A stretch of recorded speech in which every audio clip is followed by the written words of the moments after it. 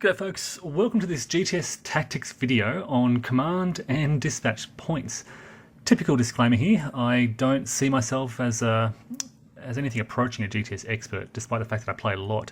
There are many far more experienced players out there, and once again, this video is partly designed to help new players and to perhaps start a conversation around how we use command points and dispatch points and what strategies and tactics you may have. Now, of course, for new players, command points are used to activate units for a second action during a divisional or formation activation, or to activate non-independent units during the direct command chit. They're also used, in effect, to draw on commanders to help units automatically pass many troop quality checks. In fact, there are only several exceptions.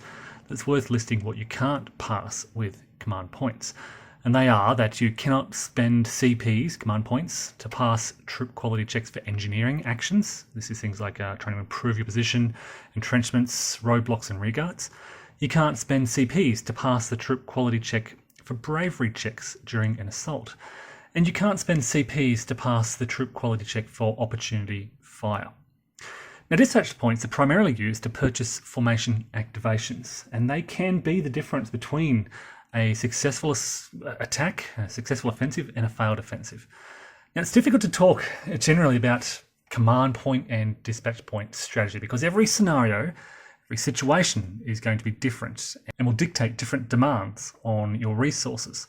Some scenarios demand that you spend all your DPs and CPs that you have, whereas others will give you some leeway to gradually build up a pool and wait for a critical moment.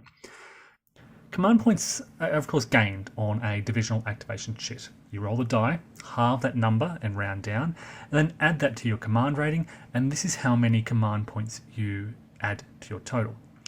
Dispatch points are gained at the same time. You roll a die. If it's a 0, you gain a free point. If it's equal to or less than your dispatch rating, you gain a point. If it's less than your current dispatch points, you gain a point. And if you roll a 9, you lose a point. Now, an important innovation in version 2 of the rules from the Greatest Day onwards was a step in the sequence of play where you could purchase dispatch points by spending command points. Basically, for every 2 CPs you spend, you gain a dispatch point. And I would argue that in most scenarios, it's important to prioritize this early on. To clarify, from the very first turn, try to spend as many CPs as is feasible, possible, even to the point maybe of exhausting your CP pool to increase your DPs, even by a small amount if feasible. The reason is that throughout the Grand Tactical Series, a common tactic in some scenarios, particularly larger scenarios, is to conserve your DPs early, build up a pool of dispatch points to make it easier to acquire those extra DPs by rolling less than what you currently have. I just said a moment ago, if you roll less than what you have, you gain a DP. So by saving those DPs early, getting to 9 or more DPs, this gives you a 90% chance to get an extra DP per divisional activation when you roll. And over the long run, they can really add up to a lot of extra formation activations and a lot of extra firepower. Now, of course, I'm sure a lot of you are thinking, well, that's not always feasible. In many scenarios, the first few turns are critical to getting forces into key areas, securing vital locations, and establishing a solid foundation. In many scenarios, you only start with several command points, and you'll need to hold on to those for dire circumstances. Now, in addition to that DP roll and the ability to purchase DPs, a common rule missed, particularly by myself, is that the turn before the night turn gives you 2 free DPs per division if the division activation is drawn. Now, because DPs purchase formation activations, and because formation activations are your combat-oriented activations, you want to ensure that you're spending those DPs wisely. In general, I think you're probably wasting your DPs if you're spending them on a formation activation where units are just moving around and not taking full advantage of that important first action. Now, of course, this may vary depending on the situation, the scenario, and if you really need a formation to move into an important area, maybe we're spending those DPs. But future planning is also important. If you have those units rushing up to the front lines, you can potentially save 1 DP by spending just the 1 DP to purchase that formation activation for the following turn rather than the current turn. And again, careful planning is important here. You want to ensure that those units will be in a position where they can utilize that formation activation and that DP. There's another important reason here to build up that pool of DPs, and that is that you generally want to coordinate your offensive efforts around a series of concerted ongoing attacks and ongoing formation activations without a break. It's easy to spend DPs via a series of piecemeal assaults. You may inflict some cohesion hits and suppression on the enemy. And then if you run out of DPs and can't afford formation activations, you may give the enemy that opportunity, that breathing space, just to rally and recover, and perhaps bring in reinforcements or move their units away from the front to recover.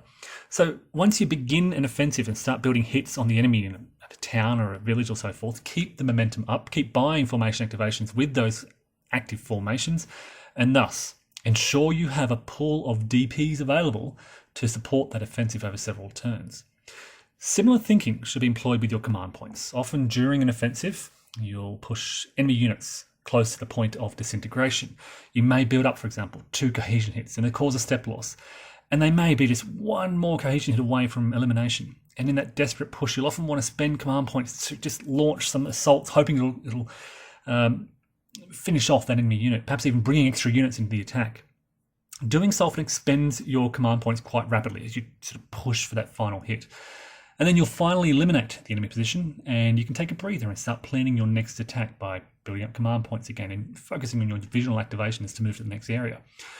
And I've referred to this in the past as command momentum. When you begin an attack, you start spending command points. As that attack reaches its critical point, you'll burn through those quite quickly. And then when the attack ends, there's a lull, and you begin planning your next grand tactical maneuver. So, at least in my experience, my command points often sort of rise and decline like a roller coaster, reflecting sometimes my swift attempts to seize enemy positions before they can rally or respond with reinforcements, before that lull in the fighting where my command gradually builds up again, and then there's expended on the next sort of series of assaults and so forth. The important thing here is to prepare your DPs and CPs for those activities. Poor planning, and I'm certainly very guilty of this, can result in your offensive stalling. You run out of DPs and are unable to activate formations. I saw this most recently in my playthrough of one of the Operation Mercury scenarios. Towards the end of the scenario, I just ran out of both of these simultaneously and could not continue the defensive and that final push for, I was striving for an airfield at the time. Your units, they're unable to activate a second time. You can't activate their formations and they just sit there without being able to do much. It's often much easier for defenders to build up a pool of DPs and CPs, and my preferred strategy on the defense is to prioritize CPs for key defensive positions, to spend command to automatically pass those possible suppression results, or where the situation is dire, to convert sometimes suppression hits to cohesion hits. As a defender, you'll need to think about when the attacker may try to assault you. Try to avoid having your isolated defenders suppressed in an area, and that may mean converting any suppression hits they take to a cohesion hit instead. Now, of course, it's very tempting to spend command points to order units to take a second activation on divisional activation chits. And admittedly, sometimes I just can't resist. But it always feels kind of afterwards a bit silly doing so. Spending 2 command points to have 2 units take a shot at an enemy unit when they both miss is basically 2 command points that I could have used to purchase a DP and thus buy a formation activation to activate an entire formation in a future turn. Now, unless you're absolutely swimming in command and dispatch points, it's so often best to conserve them. When I do spend command points in this way, I'm usually focusing on kind of the more elite units, those with a high firepower and troop quality where they can get sort of maximum benefit and the best chance of hitting. This brings me to my next point. Sometimes you are swimming in CPs and DPs. It can be frustrating to be sitting on 19 command points when your divisional activation chit is drawn. You roll the die and basically any excess CPs are simply wasted. So a simple tactic here is to spend those CPs on extra activations to get them down to a point where you know you're going to recover from. If I'm on a formation activation and I know my divisional activation is coming up, I'll intentionally spend those extra CPs on extra actions, extra fire, extra assaults, knowing that those CPs will jump back up again when the divisional activation is drawn. You can see this employed in my playthrough of Scenario 3 from Race for Bastogne, where the 28th Infantry Division slowly built up their command points and then reached a point where they had a surplus of command points at several stages. Let me reiterate though, all of these points I'm raising are scenario and situation dependent. There are some scenarios where your divisions just don't have the command or dispatch ratings to build up any pool. And in those circumstances, you just need to be careful. If you're going to buy a formation activation, it may be best to spend just 1 DP to purchase it for the following turn and plan ahead. And of course, you'll just need to conserve your CPs. At other points, as I said earlier, you may need to spend those DPs and CPs and send them right down to zero in order to seize key objectives or get your units off the beach or to capture that key crossroad. Hopefully that's got you thinking around command and dispatch points. If you have any feedback, any ideas of your own, please feel free to share them. Happy to start a conversation around this.